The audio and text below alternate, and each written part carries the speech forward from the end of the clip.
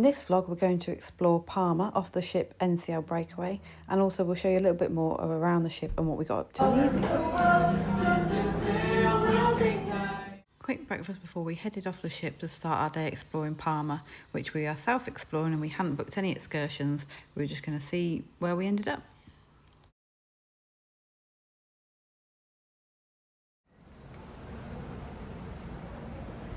Here you can see the little kids splash pad, which our kids are probably getting a bit older for it now, being 8 and 6, but there were loads of children enjoying it in the day. There's not many people in at the moment because it's really early in the morning. I'm just walking through the ship to get off, and I thought I'd film a bit of the pool area as well. Again, why it's not busy at all because it's really early, but you can just see here that there's big hot tubs all around. That's a big stage where they play music, have a DJ sometimes. This is meant to be an adults only pool. I did see kids there a couple of times, but most of the time it was mainly adults because most of the kids were in the other pool, which we've just come past next to the kids' splash park and the slides. At €20 return each person for a transfer into Palma, we thought that was a bit steep, €80 in total for us as a family, so we decided we were going to walk and see how far we could get, and then if we need to we'd get on a bus or we'd get an Uber or a taxi back to the ship later on.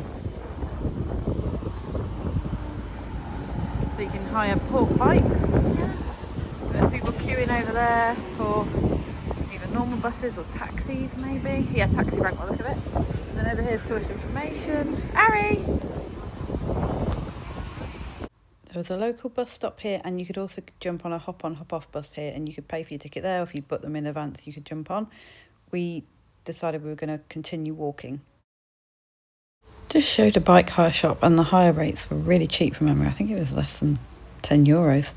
As we were walking, heading towards the main castle, we came across this park, and the kids had a great time looking at the fountains and running through, but at the top of it there's actually a children's park in it as well, which you'll see in a moment, and the kids probably played on that for about half an hour before we carried on our day.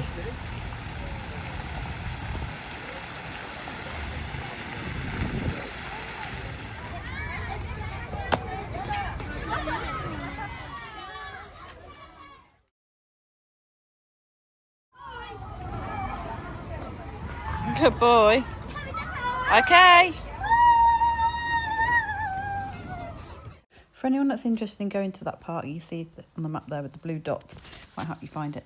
And we then walk from the park over the canal, past the art museum, which is next to the park. You see some artwork there, winding through the little streets, looking at the little shops and the beautiful churches and buildings they had. And there's a lot of history to Palma and a lot to see. We even saw some cannons at some point. And we're just using Google Maps to help us head towards the cathedral. We stumbled across this building and it was free to enter. We had a look inside and it explained it used to be the place of trade for merchants, and it was built specifically for trading, especially with all the shipping that happens. So that was quite interesting to see. But also the square had lots of lovely restaurants if you wanted to stop for a bit of lunch.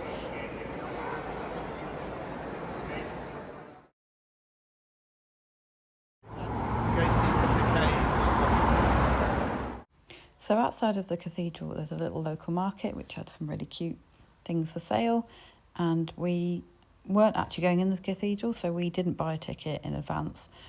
I believe it's open Monday to Saturday, but Saturday is reduced hours and it's closed on Sundays as well, so it just depends on when your cruise ship's docking whether you can go in or not. Tickets need to be bought in advance, and I think there's certain ticket types that you can't take under 9s on it as well, so just maybe check out the website, see what tickets are being offered by the cruise line, but also remember to look at things like Viator and get your guide, because they can sometimes be cheaper, or even booking it direct. You're probably going to need to book your tickets in advance as well, because it did seem very popular for people visiting.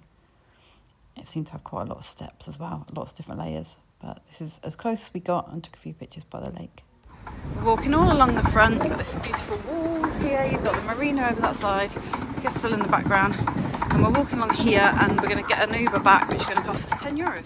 So the Uber we ordered actually cancelled on us twice, and after waiting about 40 minutes we ended up deciding to walk. We couldn't get the local buses to work either, so we actually walked all the way back, which was a lot of walking for the kids, and in hindsight maybe the €20 transfer would have been better, but we got to see so much more by walking. It was really fun. We stopped for a lot of ice cream and to, help the kids on their journey by filling them with sugar.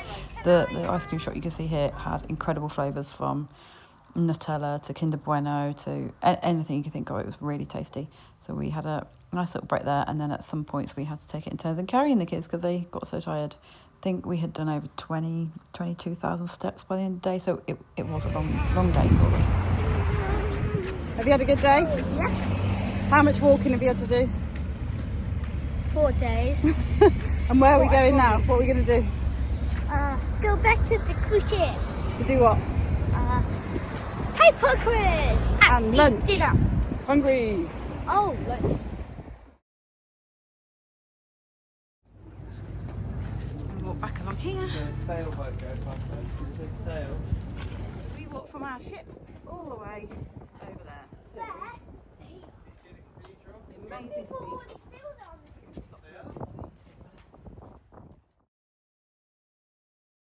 Little top tip: when you come out the ship, actually look over the other side because you'll see the amazing cathedral. We didn't even notice the way back. You may or may not know that I am an absolute Harry Potter fanatic, big geek. So a wizarding quiz was a must, and then we had to get some food because we're all starving. So I went to Oshi Hands. They have an ice cream menu which looked amazing. We haven't tried them, but we saw people with them. We went for the wings, kids had hot dogs. All the food was really tasty, and it's really quick, fast serve. It's complimentary as well, it's all included. It's really stunning views over the side of the ship in the port of Palma. And we headed back to the room to watch as we sailed away. We're going now. Hear our horn?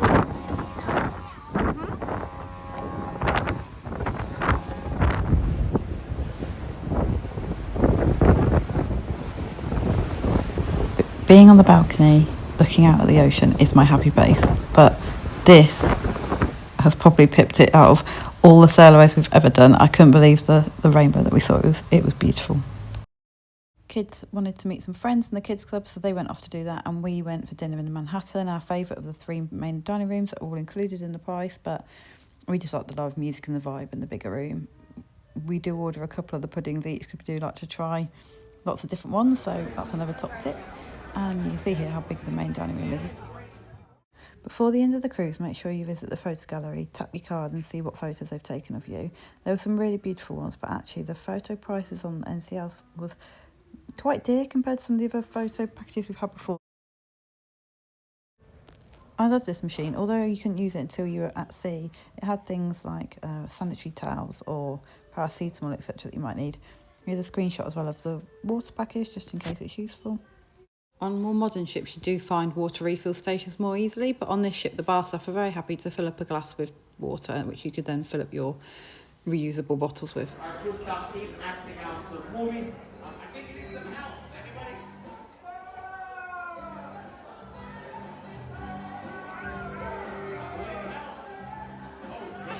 This is us coming to watch the staff's reenactment of certain films, and guess which one this one is.